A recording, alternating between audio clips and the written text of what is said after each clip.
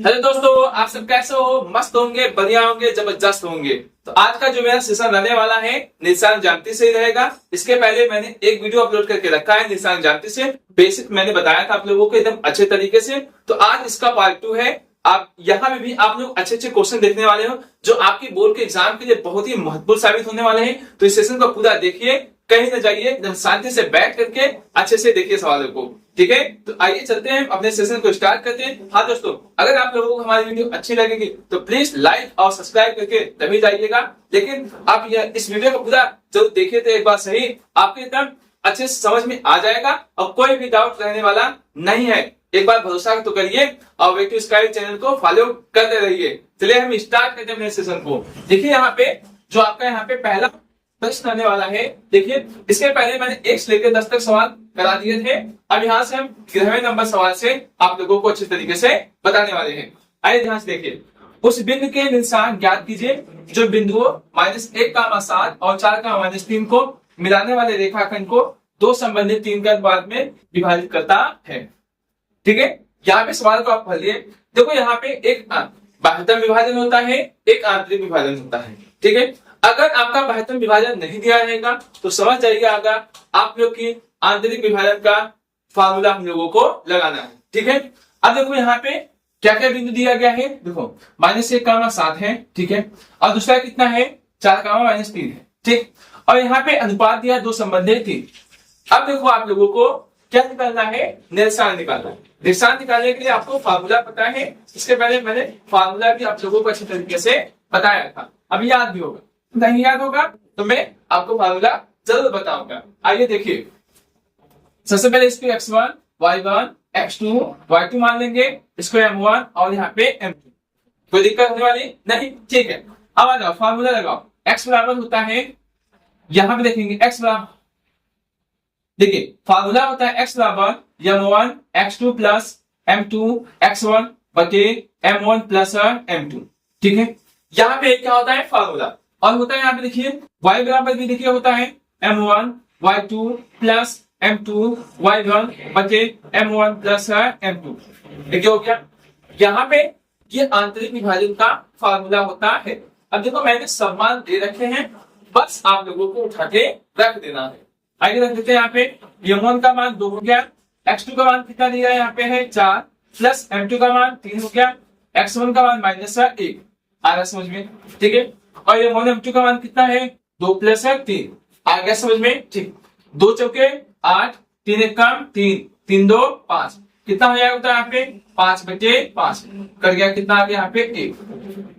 x का मान कितना आ गया? 1 आ गया। अब देखो इस प्रकार से y का मान निकाल लेते हैं। m1 का मान 2, y2 का मान -3 प्लस m2 का मान 3 और y1 का मान 7। समझ में आ गया। यहाँ पे 2 प्लस कितना हो जाएगा? 3। मैंने मान उठा के रख दिया। आइए 2 तिहाई 6, 7 21, 3 2 5, घटा दो 15/5, 5 तिहाई 15 आ गया। अब देखो निशान क्या आ गया आपके? निशान बिल्कुल कितने आ गए यहाँ पे? देखो आप देख पाओगे कितना? 1, -3। ये आपका क्या हो गया? आंसर आ गया। आगे ना यहाँ पे देखिए, कोई दिक्कत समस्या बताओ नहीं ना? देखिए ये सब आपके बोर्ड के एग्जाम में आए हैं, मैंने सर नहीं लिखा है, कोई बात नहीं, आप लोग समझते रहिए, अच्छे समझ में आपको जरूर आएगा। आइए ध्यान से देखिए। अब दूसरा नंबर देखिए यहाँ पे, मतलब बराबर नंबर प्रश्न देखिए यहाँ पे है। बिंदु ए का निशान दिया है -4, -3 और बी का दिया है 5, 2 से खींचा जाने वाले रेखाखंड x अक्ष को किस अनुपात में विभाजित करता है? जब x अक्ष से कहेगा तो y का मान हम क्या रखेंगे? 0। जब x अक्ष से कहेगा y का मान 0, y अक्ष से कहेगा x का निशान कितना रखेंगे? 0। आइए मैं बताता हूँ, ध्यान रखिएगा यहाँ पे। तो देखिए कैसे हम सॉल्व करने वाले हैं। मैंने क्या कहा? अगर x अक्ष से कहेगा तो y का मान 0, इसका मतलब यहाँ पे हो जाएगा जो पहले निशान दिया है, चलो मैं लिख देता हूँ, 4 -3 और दिया है 5 2। ठीक है, ये b का दिया है। अब आपको कैसे उसका क्या निकालना है? विभाजित करता है, मतलब आपको अनुपात ही आपको निकालना है। इसका मतलब m1 और m2 का अनुपात आपको निकालना है। अब देखो यहाँ कैसे निकालने वाले हैं? y बराबर कितना हो जाएगा यहाँ पे? m1 y1 plus m2। देखिए यहाँ कैसे निकालने वाले हैं? y बराबर m1 y2 plus m2 y1 बटे m1 प्लस है m2। मैंने क्या कहा था आपको, x अक्ष से कहेगा तो y का मान क्या रखना है, 0। समझ में आ गया, ठीक है। चलो यहाँ पे y का मान 0 रख देते हैं, इधर कर देते हैं, y का मान 0 रख देते हैं, m1 का मान नहीं दिया है और y2 का मान कितना दिया है, देखो x1 y1 x2 y2। समझ में आ गया। y2 का मान कितना हो जाएगा, 2 हो जाएगा, और प्लस m2 का मान नहीं दिया है, इसी का मान निकालना है, और यहाँ पे y1 का मान माइनस 3 m1 प्लस है m2। समझ में आ गया। अब देखो इसका गुणा अगर इसमें करोगे आप तो कितना हो जाएगा, 0। इसका मतलब क्या हो जाएगा, यहाँ पे 2m1 माइनस कितना हो जाएगा, 3m2 बराबर 0। ठीक है, आ गया। अब ये माइनस उस साइड जाएगा तो क्या हो जाएगा, प्लस, तो 3m2। इसका किसका मान निकालना है आपको, m1 और m2 का, तो कितना है m1 इधर जाता 3 बटे कितना हो जाएगा। समझ में आ गया, ये क्या हो गया आपका अनुपात आ गया। इसका मतलब ऐसे से तो m1 संबंध है m2 बराबर 3 संबंध है 2। समझ में आ गया। आगे यहाँ पे अच्छे से मैं क्वेश्चन कराऊंगा, बस सेशन पे बने रहिए, आप भरोसा कीजिए, ठीक है। तो समझ में आ गया, कोई दिक्कत नहीं ना। चलो मैं इसको मिटा करके नेक्स्ट नंबर प्रश्न की तरफ बढ़ता हूँ, ठीक है। आपका 13 नंबर सवाल ध्यान से देखिए, ये भी अच्छे तरीके से आपको समझ में आ जाएगा। देखिए ध्यान से, बिंदु ए का 2, -2 और बी 3, 7 को जोड़ने वाली रेखाखंड को रेखा 2x प्लस y माइनस 4 बराबर 0 जिस अनुपात में विभाजित करती है उसे ज्ञात कीजिए। ठीक है, कोई बात नहीं। यहाँ पे निशान दिया है, a 2, -2 दिया है, b का दिया है 3, 7। ठीक है, कह रहा है किस अनुपात में विभाजित करती है। तो चलिए ऐसा सवाल अगर समीकरण दिया रहेगा तो ध्यान से देखिएगा, इस सवाल को ऐसे ही लगाएंगे। ध्यान रखिएगा, मैं मान लूंगा माना वह के संबंधी 1 के अनुपात में विभाजित करता है, अनुपात में विभाजित करता है। ठीक है, इसका मतलब यहां हो जाएगा x1 y1 x2 और y2, और जो समीकरण दिया है 2x प्लस y माइनस 4 बराबर 0, समीकरण में इसको 1 मान लूंगा। ठीक है, यहाँ पे आपको x y का मान निकाल करके इसमें उठा के रख देना है, फिर उसके बाद आपको आपका मान आ जाएगा। चलिए मैं बताता हूँ, ध्यान से देखिए, x1 y1 x2 y2, यहाँ पे m1 और कितना हो जाएगा m2। समझ में आ गया। चलिए पहले x y के निर्देशांक को हम निकालते हैं। कैसे निकालेंगे, वही फार्मूला लगाएंगे। कितना हो जाएगा m1 x2 plus m2 x1 बटे m1 प्लस m2। समझ में आ गया। ठीक है, आज देखो यहाँ पे m1 का मान कितना दे रखा है कि प्लस यहाँ कितना हो जाएगा x2 का मान यहाँ देखिए 3 दे रखा है, प्लस m2 का मान 1 और x1 का मान कितना यहाँ पे है 2। आ जाओ बटे कितना हो जाएगा k प्लस 1। आगे सवाल में इसको चलिए और आगे सवाल पर देते हैं। 3 1 कम 3 प्लस 2 1 कम 2 k प्लस 1 आ गया, मतलब x का निर्देशांक यहाँ पे आ गया। इसी प्रकार से चलिए y का निर्देशांक निकालते हैं। m1 y2 plus m2 y1 बटे m1 प्लस m2। समझ में आ गया। अब देखो यहाँ पे m1 का मान कितना दिया है k और y2 का मान कितना दिया है 7, m2 का मान कितना दिया है यहाँ पे है 1, और यहाँ पे y1 का मान कितना दे रखा है -2। ठीक है, अब यहाँ कितना आएगा k प्लस 1। चलो 7 1 कम 7 k -2 k प्लस 1 आ गया ना। x y का मान आ गया, इसका निर्देशांक आ गया।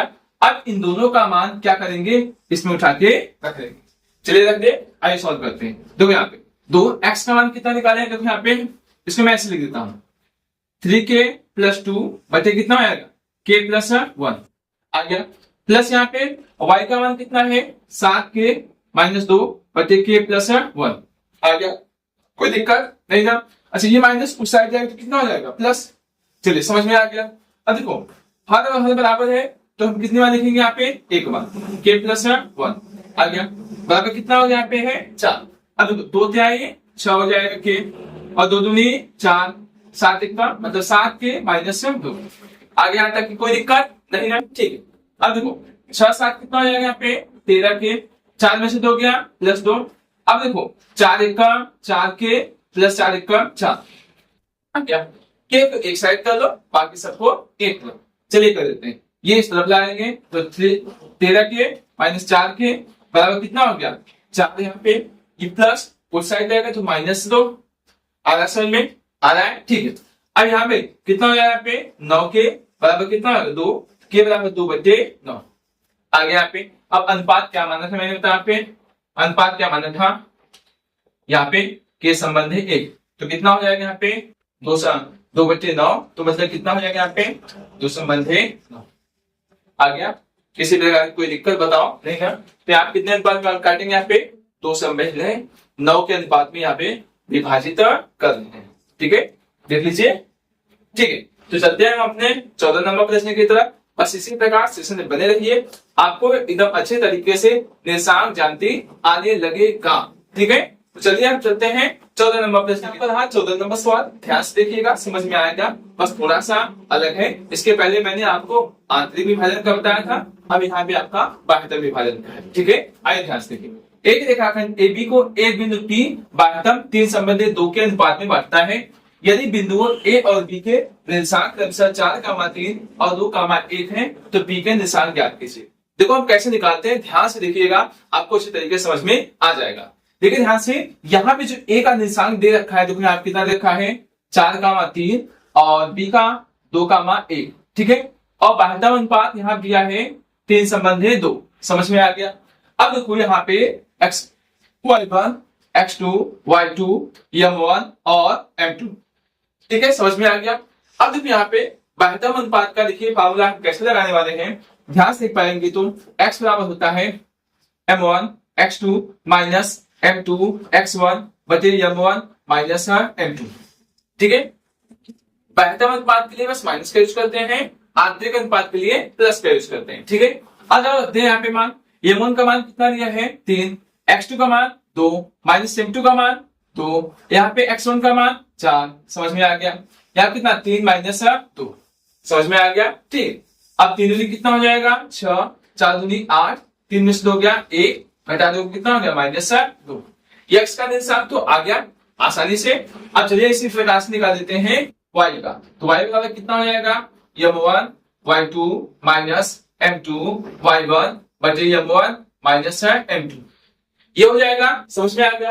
अब देखिए यहाँ क्या होने वाला है, यहाँ पे m1 का मान देखिए यहाँ पे 3 दिया है, और y2 का मान देखिए यहाँ पे 1 दिया है, ठीक है, माइनस m2 का मान कितना दिया है? 2 दिया है, और y1 का मान देखिए यहाँ पे 3 दे रखा है। चलिए यहाँ पे जो मान था हम लोगों ने ऐसे रख दिया, ठीक है। 3 एकम कितना हो जाएगा बताओ? 3 और 2 क्या है? 6, 3 में से 2 गया 1, घटा 2 माइनस 3 आ गया। अब यहाँ पे जो आपके निर्देशांक निकल के आ गए, कितना आ गया? देखो यहाँ पे -2 माइनस 3, समझ में आ गया। किसी प्रकार की कोई समस्या नहीं ना? देखो अच्छे तरीके से मैंने आपको बता दिया, ठीक है।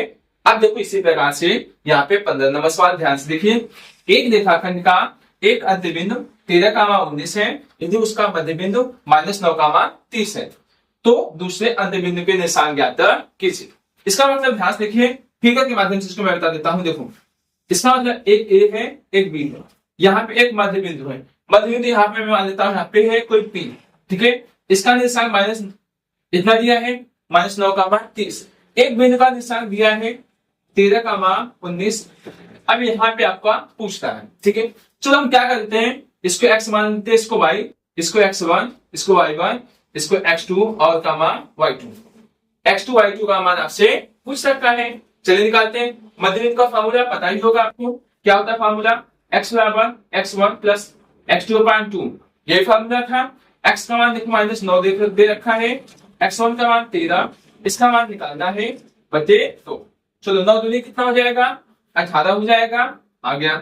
13 प्लस है x2, समझ में आ गया, आ गया। अब ये प्लस इस साइड आएगा तो क्या हो जाएगा? माइनस, इसका मतलब आप ऐसे लिख सकते हो, यहाँ पे x2 बराबर कितना आएगा? -31। आगे सब में x2 का मान निकल गया। अब आ जाओ, अब इसी प्रकार से y बराबर निकाल देंगे, y1 प्लस y2/2 हो जाएगा। आधा समझ में। y का मान कितना दिया है? देखिए 30 दे रखा है, y1 का मान कितना दे रखा है? 19 दे रखा है, प्लस y2 बटे कितना हो जाएगा? 2। चलिए इसका इसमें गुणा कीजिए, 30 दूनी कितना हो जाएगा? 60, 19 प्लस y2। चलिए यहाँ बता देते हैं, ये प्लस इस साइड आएगा तो क्या हो जाएगा? माइनस, मतलब y2 बराबर 60 माइनस 19, तो y2 बराबर कितना हो गया? 41, समझ में आ गया। इसका मतलब जो अंत बिंदु का जो निशान आ गया दूसरे वाले का कितना आ गया निशान, यहाँ पे निशान कितना आ गया देखेंगे, यहाँ पे कितना आ जाएगा -31,41। समझ में आ गया? कोई दिक्कत नहीं हो रही है? बस ऐसे ही सेशन पे बने रहिए, आपको अच्छे अच्छे क्वेश्चन कराए जा रहे हैं, आप देखते रहिए, बस आपको समझ में आ जाएगा। ठीक है दोस्तों, तो चलिए हम नेक्स्ट नंबर सवाल की तरफ बढ़ते हैं।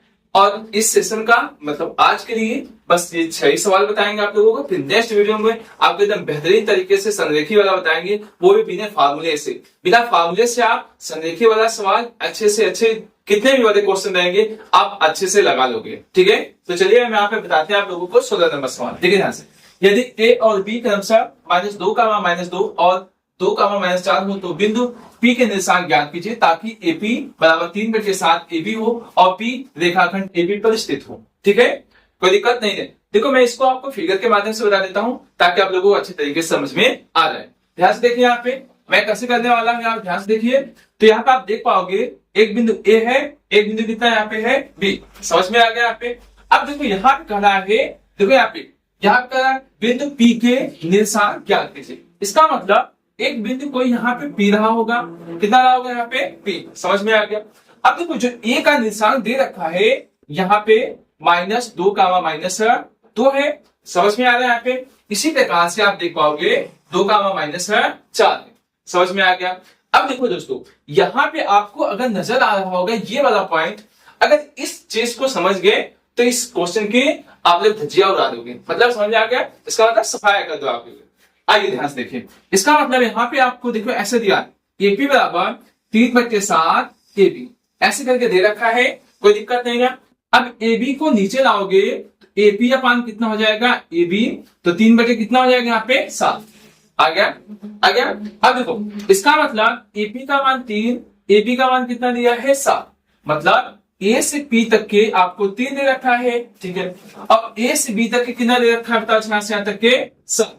ठीक है, अगर मैं P से B तक के मैं मान निकालना चाहूं तो ये 3 है, ये कितना है 7, 3 हिस्सा कट गया, कितना हिस्सा बचा 4, यहाँ कितना हो जाएगा 4। समझ में आ गया? इसका मतलब x1 का मान, y1 का मान, x2 का मान और y2 का मान अच्छे से हम लोगों ने निकाल दिया। अब यहाँ पे क्या हो गया, m1 का मान और m2 का मान, बस खेला खत्म। इसका मतलब क्या हो गया, अब इस सवाल को आसानी से लगा देंगे। चलो मैं इसको मैं मिटा देता हूं, आ जाओ। यहाँ पे कैसे लगाएंगे, चलो फार्मूला भाई आंतरिक विभाजन वाला formula, m1 x2 plus m2 x1 बटे कितना हो जाएगा m1 प्लस m2। समझ में आ गया? उसी प्रकार से y बराबर m1 कितना हो जाएगा y2 प्लस m2 y1 बटे m1 प्लस m2। यही फार्मूला उठा के रखिए, बस आपका आंसर आ जाएगा। चलिए लगा देते हैं। m1 का मान कितना दे रखा है 3, x2 का मान 2 प्लस m2 का मान कितना दे रखा है 4 और x1 का मान -2 बटे आ गया। समझ में आ गया? अब आ जाओ, इसका मान तो 3 प्लस कितना होगा 4, 3 दूनी 6, 4 दूनी कितना हो जाएगा 8, 4 दूनी कितना हो गया 7, आ जाओ घटा दो कितना हो जाएगा -2 बटे 7। आ गया ना?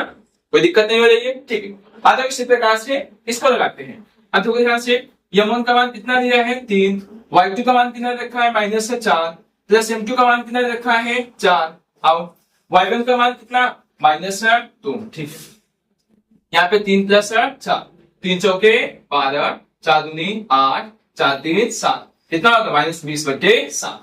आ गया ना यहाँ पे? इसका मतलब जो निर्देशांक आपका आ गया कितना आ गया, यहाँ पे कितना आ गया -2 बटे 7 -20 बटे 7, यही आपका क्या हो गया निर्देशांक आ गया। ठीक है दोस्तों, देखिए मैंने आप लोगों को कितने अच्छे तरीके से समझा दिया, आपको अच्छे तरीके से समझ में आ गया। ठीक है, बस लास्ट कंसेप्ट बचेगा जो मैं अपने नेक्स्ट वीडियो में आपको अच्छे तरीके से बताऊंगा। ध्यान रखिएगा, मैं उसको संरेखी वाला त्रिभुज का क्षेत्रफल होगा, चाहे आयत का क्षेत्रफल होगा, चाहे समांतर चतुर्भुज का क्षेत्रफल होगा, बिना मैं फार्मूले के आप लोगों को एकदम अच्छे तरीके से सिखा दूंगा और अच्छे से एग्जाम में आप कर पाओगे। तो उस वीडियो का भी आप लोगों को इंतजार रहेगा, आई थिंक जैसा मैं सोच रहा हूँ। ठीक है दोस्तों, तो चलिए बताइएगा ये वीडियो आप लोगों को कैसी लगी, कमेंट बॉक्स में जरूर बताइएगा।